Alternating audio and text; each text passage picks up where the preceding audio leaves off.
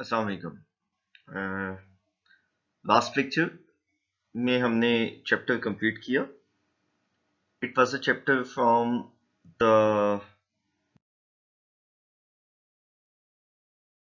The overview of complete subject of strategic planning. Now we are going to explore each of the area which was mentioned in the previous chapter. You can say the previous chapter was like course outline of the complete subject. So today the chapter we are going to start is the chapter 1. The name is the nature of strategic management, and the book we are going to follow is Strategic Management by Fred David. Now comes a definition of strategic management. It is defined as art and science of formulating, implementing, and evaluating cross-functional decisions that enable an organization to achieve its objective. Now we need definition. First of all, we're going to look at art and science. Uh, we know it very well that art is something which is going to be repeated every time we got the different result. Mean many of the art like drawing. A painter, if he's going to do drawing the same painting 1000 times, each drawing would be different. But in science, even if you're going to conduct an experiment 10 times, each of the 10 times the result would be output would be the same. So strategic management is a combination of art and science. Then this definition talk about three fundamental components of strategic management. The first one is formulating the strategy. The number two is implementing, strategy implementation. And third one is evaluating, means strategy evaluation. But here this definition talk about that we need to formulate, implement and evaluate cross-functional decisions which are going beyond the functional areas. And the next part is that enable an organization to achieve its objective. This is the main area that these decisions are going to focus the achievement of objectives. So as I talk about this phenomena earlier, that we are going to have two things. One is the operational and the other is the strategic. And we can apply these two concepts everywhere. Like if I talk about the decision, this decision could be the strategic and it could be the operational. When I talk about the strategic decision, it is something which is aligned with VNN mission. So here the decision, the cross-functional decision which is going to be discussed is aligned with the objectives, and objectives come from the mission and mission come from the VN as we have discussed it earlier. So this is the definition of strategic management. Here comes the purpose of strategic management. What is the purpose? To exploit and create new and different opportunities for tomorrow. The first thing is the exploit. Exploit means utilizing 100%. Utilizing 100%. Like we use the term organization should exploit the resources. It means they utilize the resources to get the maximum return. So the second thing is create new and different opportunities for tomorrow. Obviously, every organization is going to act onto their plans. It means it means if an organization is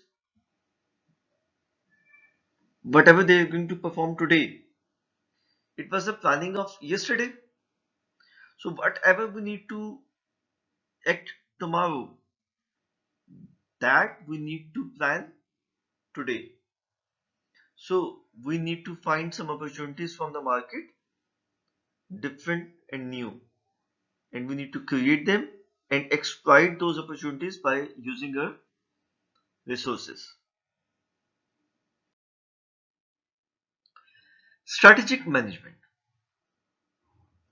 In essence, the strategic plan is a company's game plan.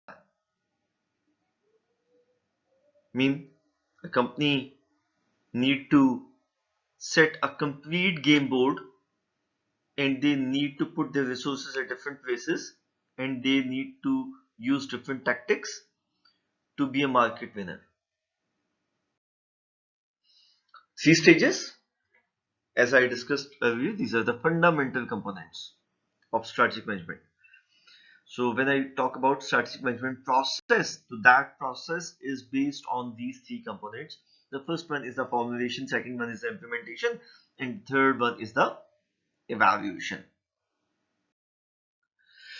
First, I'm going to talk about the strategy formulation. It comes from the vision and mission. We make the strategy which is aligned with the vision and mission. And to make that strategy, first I analyze the vision and mission, then find out some opportunity and threats into the market. And according to those opportunity and threats, we try to find out what are our strengths and the weaknesses. And according to all these opportunity, threats, strengths, and the weakness, we need to focus on the long-term objective. Yes, this is the ultimate goal.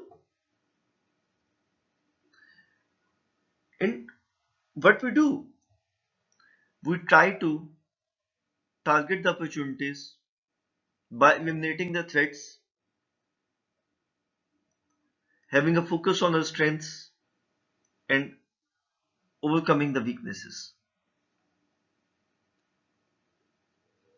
We focus that what objectives we can achieve long-term objective by using our strengths and targeting the opportunities by reducing or eliminating the threats and overcoming the weaknesses. After that, to achieve these objectives, we create many strategies. 1, 2, 3, 4, 5, 6, 7, 8, 9, 10, 10, and many more.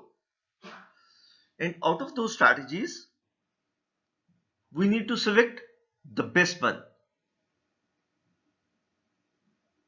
And when we're going to finalize a strategy, that which strategy is going to be implemented, here ends the first phase of strategic management, which is strategy formulation. If I try to remind you a few concepts which I have discussed in the last week, if you look at this process of strategy formulation, it is something which is going to be belong to IO approach, or up to some level you can say resource based approach. So this is the strategy formulation process.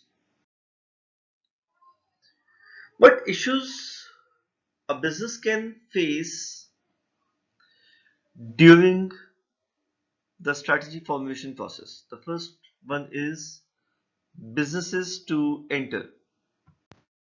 Business need to identify these factors, that what business they can enter, in which areas they are going to have the opportunities. On the other hand, they have to look at the businesses to abandon, from which things they need to restrain themselves. After that, allocation of resources. How much resources they should allocate and how much resources they need to preserve for the bad time.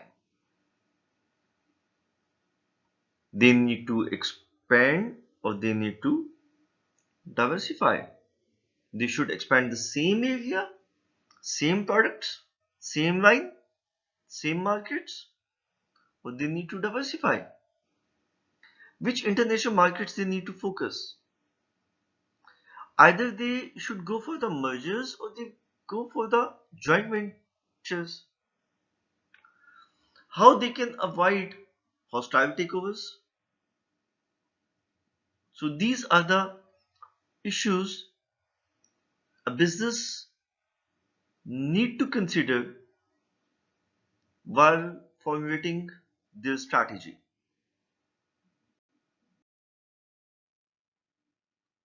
Now, the second phase of strategic management, strategy implementation. While implementing the strategies, business need to focus that what annual objectives they have, and either these strategy implementations are going to help them in achieving those objectives or not. Either this strategy is compatible with the organization policies, how much employee motivation is required, and what methods organization need to use for employee motivation, how much resources, where and when are going to be allocated. Furthermore, do they have a need to make some policies aligned with the strategy? If the strategy is something long term for 3 years, so what objective we can draw in this year? What policy we should make for which are going to make this strategy compatible with the organization? What policies we should have? How we need to motivate? What motivational techniques we need to use? How much resources we should allocate?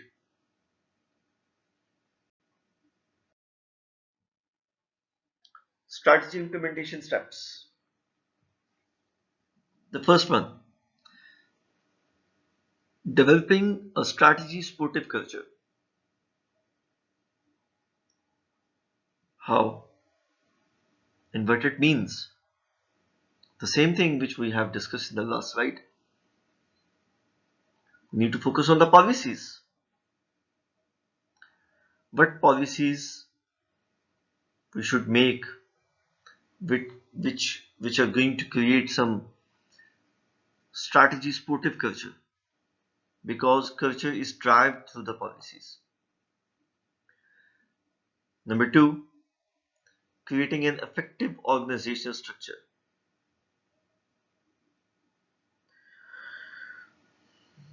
Organizational structure is very important. Sometimes structure is not compatible. So whatever you do in the organization, your efforts are going to be waste. So the organizational structure is very important for an organization to be designed according to the strategy, according to their directions, according to their dimensions of the organization. Number three, redirecting marketing effort. Obviously, we should know whatever the strategy, according to that, we need to redirect the marketing effort, what we need to do, how to target the people, what to communicate, what value proposition we need to communicate with the people, what strategy we have, then preparing the budgets, that how much resources you have, how to utilize those resources. Uh, Number five, developing and utilizing the information system, which is going to record all the runtime data and going to link up the data. Number six, linking employee compensation to organization performance. So employees are going to be more focused towards their performance. So they know, okay, if they are going to contribute something towards organization performance, they are going to have a good compensation. There are some issues which uh, managers and organization can face in strategy implementation process. The first one is the mobilization of employees and managers. Mobilization of employees and managers means that you need to give them the role which is required, you need to give them the responsibilities which are required, and you need to shift them from one kind of responsibilities to another kind of responsibilities. So that is the mobilization. So the second one is the most difficult stage. Yes, implementation is most difficult because we are going to face a lot of troubles here. If you have done some mistake in the previous uh, level, mean in strategy formulation, even that's going to be evaluated over here. We got to know about it. So this is very difficult stage, and we need to implement in the right way what we need to do. And then interpersonal skills are critical, yes. How to deal the people with the change. Obviously, when you're going to have strategy implementation, there are some changes which are going to be implemented into the organization, and many people are not ready to adopt the changes. So how you're going to deal them, how you're going to motivate the people, how you're going to get the desired output from the people. So for that purpose, you need to have some good interpersonal skills. Now, the third stage, strategy evaluation. Strategy evaluation is going to be done by four things: internal review, external review, performance measurement, and corrective action. What is the internal review? Internal review, we are going to look at what capabilities we have, what competences we have, by which we are trying to focus on uh, getting the desired output. So we need to focus that either the things are according to the plan. In external review, we look that what we have forecasted about the external environment. Is it the same? If internal and external environment is supportive, then you should get some good performance. So now we are going to measure performance, that either we are going to have performance according to the environment what we got. If yes, okay. If no, what corrective action we need to take? How to come back from the deviated plan? We are deviated from our planning. So how to come back onto the plan? So we need some corrective action. So what is the prime task of strategy management? According to the Peter Drucker, uh, think through the overall mission of a business. Ask the key question: what is our business? What we're going to do? That is most important thing. Either we're going to do the same thing in which business we are, that is giving us the profit, that is giving us the growth, or something else. It means you need to be aligned towards the vision of your business.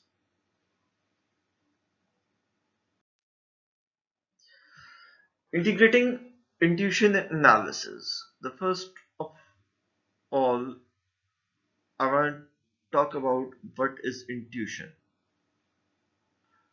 Many people think that they have very strong intuition.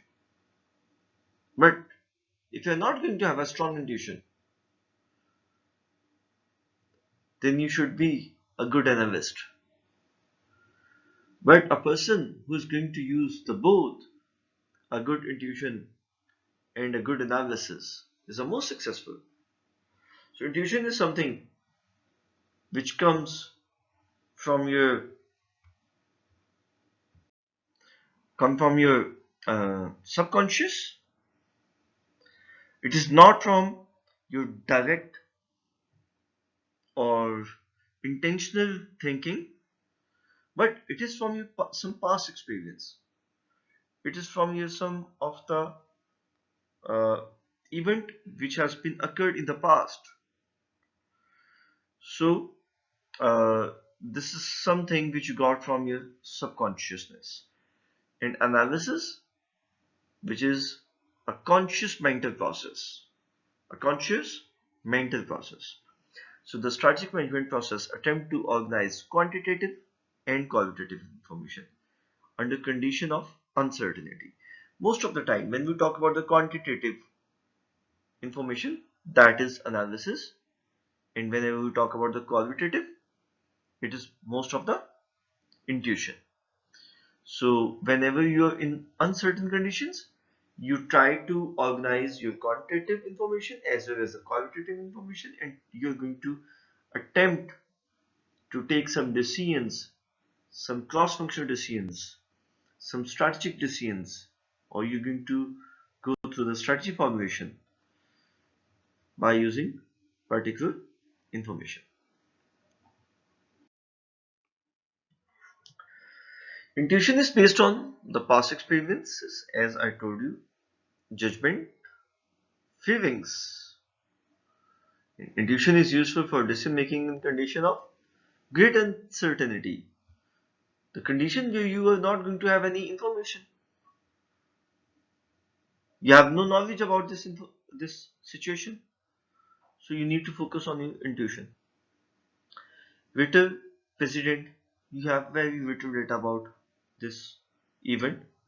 Highly interrelated variables, several plausible alternatives. So these are the conditions in which you need to use the intuition. Intuition and judgment involve management at all levels and influence all the analysis. So many times we are so judgmental on the basis of our feelings, affiliations, associations, and intuitions. So we need to involve the management at all level. We need to look at the all of the analysis, and we have to merge the analysis with our intuition and judgments. Change is very radical, but we as the human being are never going to accept the change easily. Always try to avoid it. And organizations, obviously, they're a combination of people, collection of people. So it is quite difficult to bring some change into the organization. So organization should continually monitor internal and external events and trends so that timely change can be made as needed. First of all here, I want to ask you what is the difference between continuously and continually? Continual and continuous. What is the difference? Think about it, please.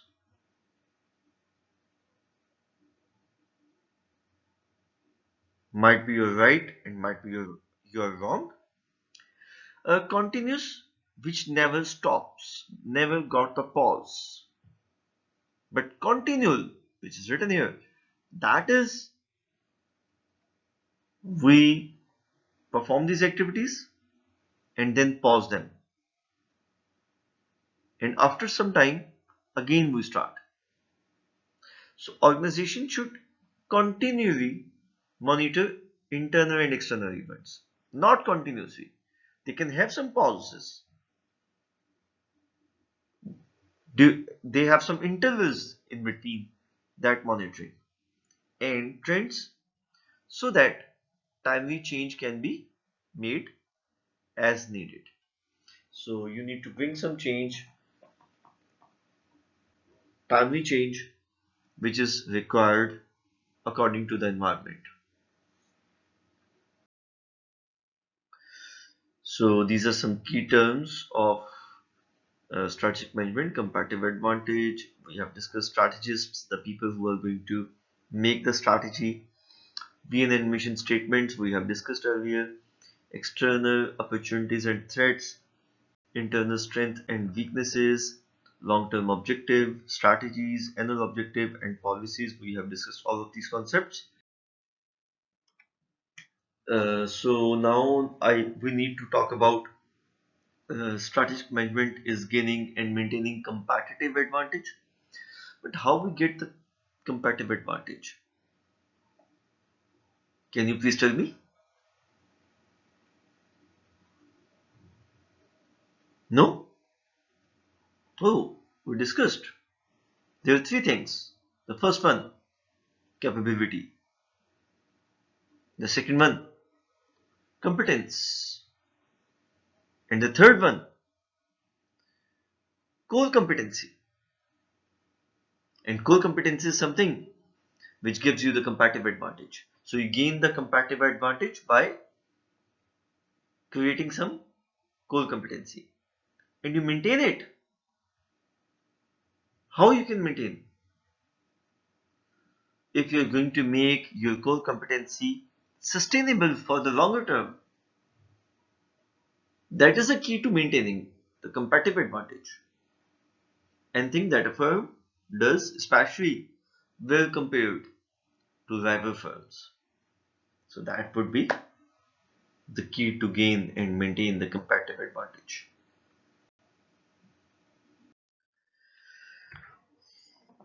Now it is about the sustained competitive advantage. So the 2 points which have been given, the first one is continually adapting to changes in external trends and events in internal capabilities, competences and resources. Obviously, by capabilities, competencies and resources, we focus the market opportunities, environmental opportunities. Number two, effectively formulating, implementing and evaluating strategies that capitalize on those factors. Which factors? Factor which requires you to bring some change into the organization. The factors from the external environment.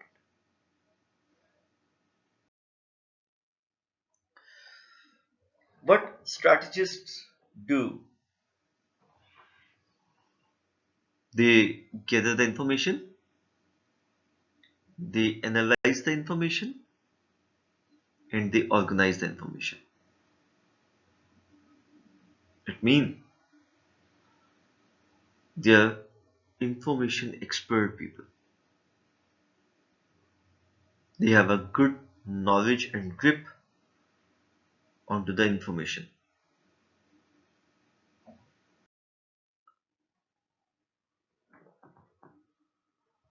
VN and mission statement. VN statement talks about what do we want to become. For example, what an organization need to be. Mission, what is a business? So we need to look at either a business is in the same line what we want to be. So they have a good alignment. If there is some mismatch between vision and mission, it means organization can never succeed because they have multi-directional strategies.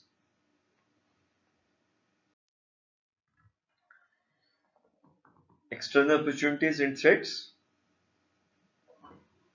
I have made a table for you. Might be if you can recall, or I can make it again. I told you about that industrial analysis, the environmental analysis is going to have two factors, external and internal. And when we talk about the external factor, we again have two factors, macro factors and the micro factors. Macro factors involve political, economical, social, technological, ecological, legal, environmental, demographics. All of these are written over here. So it means the points which are written in front of you are from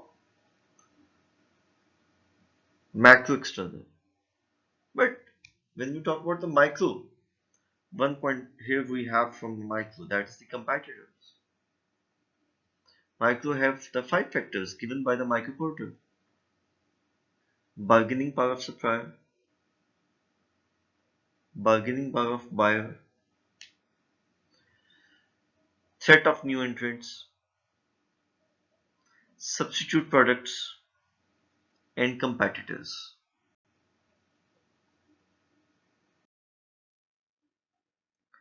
So what we need to do, we try to take the advantage of external opportunities which we have found out from external macro environment and external micro environment.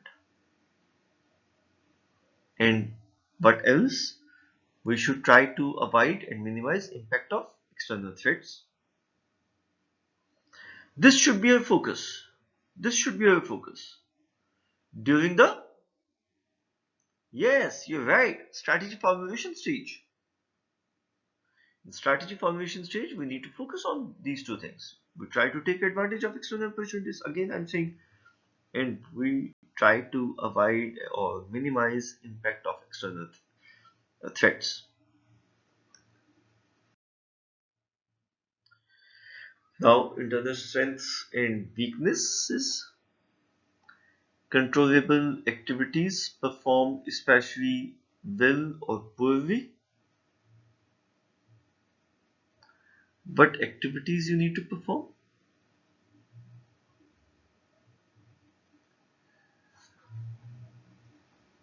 What you do good, what you do bad, you should know about it. You should know about your strength, mean what you do good, and you should know about your weakness, mean what you perform poorly. Determine relative to competitors, what competitors can do and you cannot, what you can do and your competitors cannot.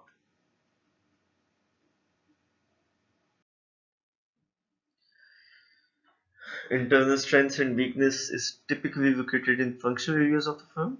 Mean all of given in front of you: management, marketing, finance, accounting, production, operation, research and development, management, information stuff. But how we can identify these things? For this purpose, you need to have some more list. For example, you need to focus on the politics, policies. Obviously, politics and policies comes from the management. Your product, its uniqueness, your financial strength, your capabilities, your, your culture, your goodwill, your technology, etc., etc., etc. And all of these are going to be located into these functional areas. How we can assess the internal environment? Through ratios, financial ratios, performance measures, through the industry averages,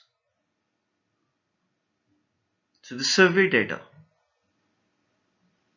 Mean I can check what is the industry average and what is the average of my factory, my company, my organization. What is the average sale of industry and what is the revenue my organization is going to earn. I get the survey from the consumer about my organization and my products. I should consider the performance measures of my organization and employees, and I should need to focus the ratios, the financial ratios. What is the liquidity? What is the profitability? So I need to focus on these areas to assess the strengths and the weaknesses of my organization.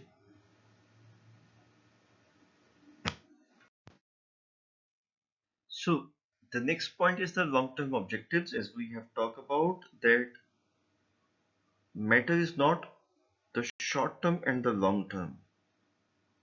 It matters more that the objective are strategic or the operational. Sometimes we need to focus some of the operational objectives for the longer term, mean for more than. It is more important to identify either the objectives are long term, are strategic or the operational. Specific results that an organization seeks to achieve in pursuing its basic mission are going to be called the strategic objective, not the long term, because it belongs to the mission. Essential for ensuring the firm's success, uh, long-term objective provide the direction, aid in evaluation, create synergy among the people, among the organization, among the departments, review the priorities. It helps to focus the coordination, provide basis for planning, organizing, motivating, and controlling.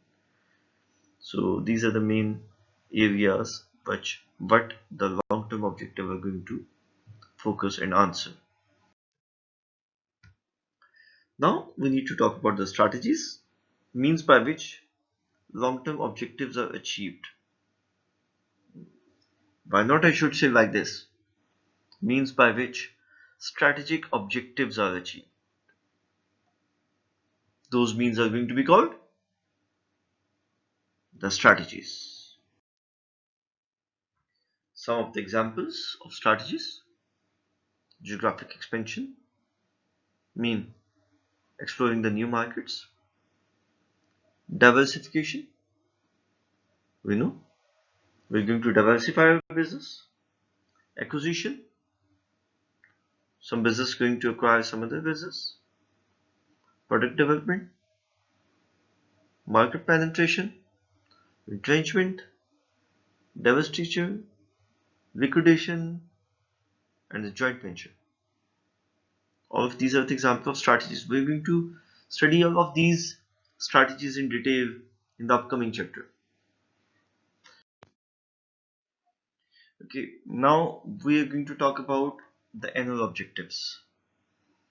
Uh, Short-term milestones that firm must achieve to reach the long-term objectives.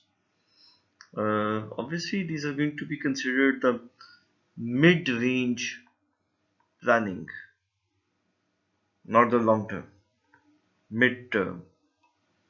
So that's why. But here, author has chosen the term of short-term, but I never prefer.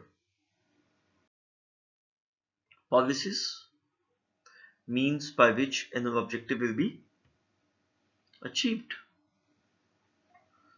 So you look at this. This is something the roadmap of the complete book. Right now we are at the chapter 1, which gives the introduction of all of these things. In chapter 2 we are going to the VN and mission statement, how to analyze it. Even though I have given you the assignment in the last week that you need to identify 5 companies You need to get the mission statement, and you need to divide the mission statement into the 9 components. You need to analyze those mission statements. So this chapter is again about the same things. Then external audit and internal audit, we have talked about it many times. After that, establish long-term objective. That is chapter 5. Chapter 6, generate, evaluate and select strategies. Chapter 7 is about strategy management issues. Chapter 8 is about implementation and what marketing, finance, accounting, research and development and MIS is going to contribute into the implementation and what issues they are going to face. And chapter 9 is about the measure and evaluate the performance. Then chapter 10 is about the ethics and social responsibility and environmental sustainability throughout the strategic management process. And chapter 11 is about global and international issues. Now, strategic management model, strategic management process is dynamic, is kind of a dynamic process. It changes itself many times, and it's a continuous. It has no pauses. It means it's continuous. And obviously, the process is more formal in large organizations, but in small and medium-sized organizations, it is not as much formal as we think. Communication is a key to success in strategic management. Until unless you're not going to communicate, you're not going to get some desired results. Benefits. What are the benefits? Look at some of the benefits. Enhanced communication, dialogue, participation. People are going to participate. More and more people will participate. More and more valuable strategies you would be able to form. Deeper, improved understanding of others' views of what the firm is doing, planning, and why they are planning. Number three, the greater commitment to achieve objectives, to implement strategies, and to work hard. So, if you're going to have more commitment, obviously the result would be the higher. All managers and employees on the mission to help the firm succeed. So, you need to improve the commitment again, you need to improve the understanding what organization is going to do, you need to enhance the commitment of the employees and the objective, and finally the result is the success. Non-financial benefits are also there, but they are enhanced awareness of threats because you know about the environment in a very manner. Improved understanding of competitors' strategy. Increased employee productivity. Reduced resistance to change because your employees are more motivated towards the change. Clearer understanding of performance reward relationship. As we have discussed earlier, there should be some performance related reward, performance based compensation. So people know about it, that what compensation, what reward they're getting, and on what performances. Enhanced problem prevention capability. So you need to enhance your capability to prevent the problems. Despite you identify the problem and you correct them, it's better that you prevent it before the occurrence.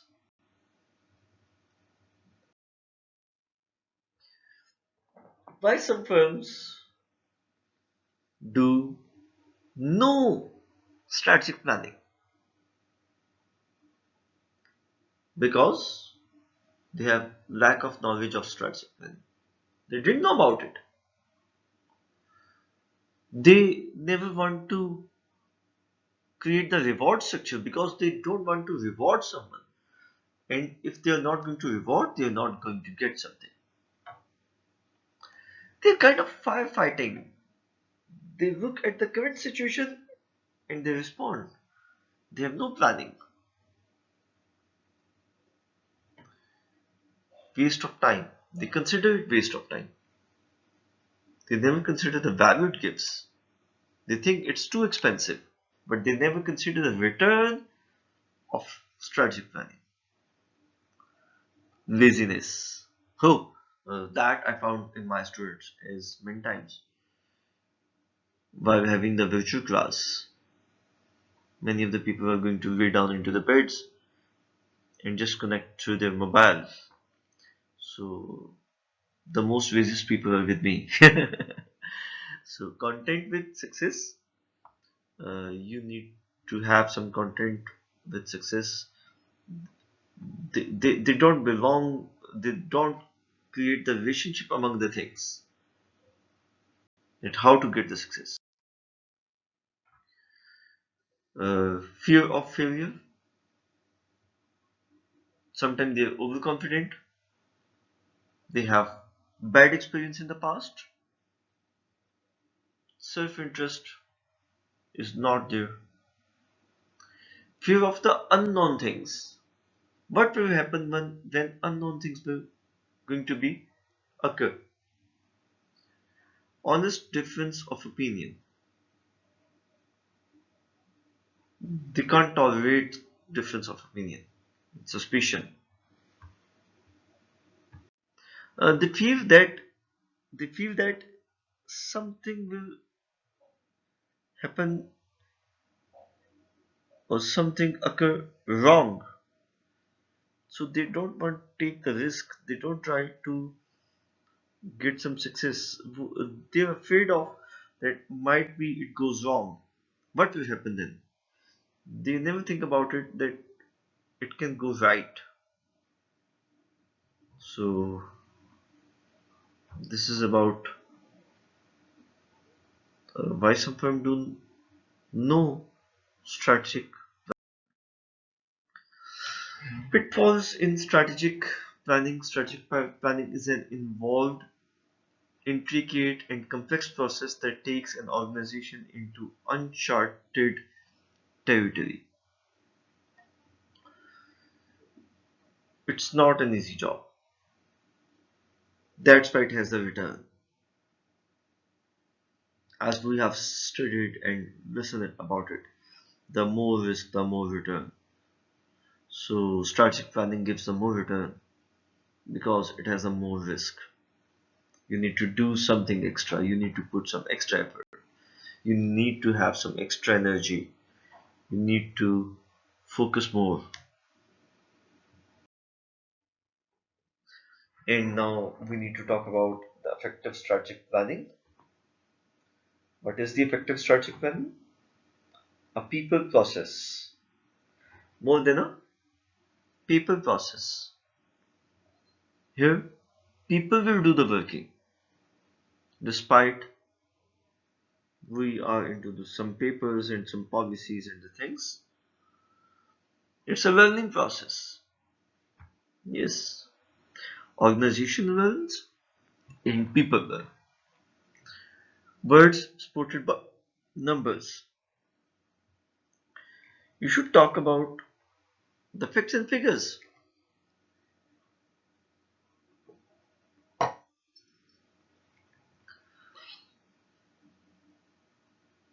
You need to be, you need to create support of the numbers for your claims. It is simple but non-routine. So it's not a process, it's kind of a project. Varying assignments, team membership, meeting formats, and planning calendar. Things are going to change now, day by day. Challenging assumptions underlying corporate strategy. So you need to look at what corporate strategies are going to be hindered and what assumption you need to take. For effective strategic planning, you need to welcome the bad news because along with bad news, some good news will come. Requires open-mindedness and a spirit of inquiry. It's not a bureaucratic mechanism because in bureaucratic there is no performance. That is do as it is going to be done from the years. It's a status quo. But strategic planning is not a status quo. It's not ritualistic or stilted. Means strategic planning is not based on some rituals or the stories and the things. It's something different. It's not too formal, predictable, or rigid. It is dynamic. It is unpredictable. It is informal. Does not contain jargon or arcane language, etc., etc., etc.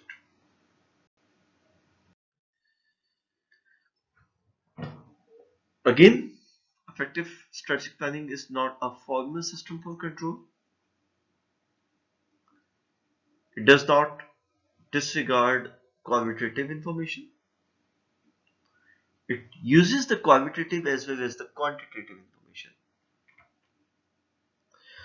It is not controlled by technicians, it is controlled by the strategists. Do not pursue too many strategies at once. Continually strengthen the good ethics is good business policy. So, so this is all about today's lecture. We have completed the chapter 1 from the book of Fred David. If you have any question, query, you can ask me now. Uh, I'm still here waiting for your questions, answers, queries, suggestions, many more. So it's all open for you. Thank you. Thank you very much.